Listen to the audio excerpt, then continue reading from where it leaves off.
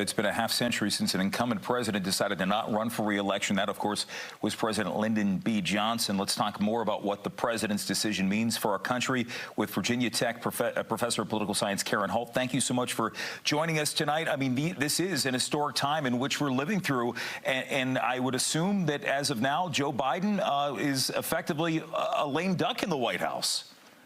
He is a lame duck, and indeed, Republicans right now are beginning to raise the issue. Many members of Congress on the Republican side are saying, well, President Biden should just step down. There is nothing constitutionally that, of course, demands that. And indeed, Mr. Biden has said he thinks he can focus on being president now and leave the running for the office to his vice president, Kamala Harris. I think back to the, and I'm going to mangle this, Karen, but I'm going to try to remember it off the top of my head. What if nominated, I will not accept. If elected, I will not serve.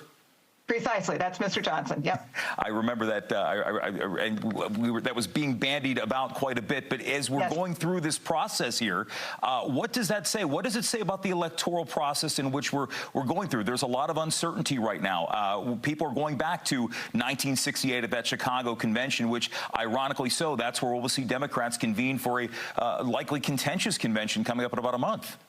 Yeah, and that, of course, is raising great fears on the Democratic side, because one of the things that the Democratic officials are trying to do is avoid the kind of chaos and completely open convention that took place in 1968 in Chicago.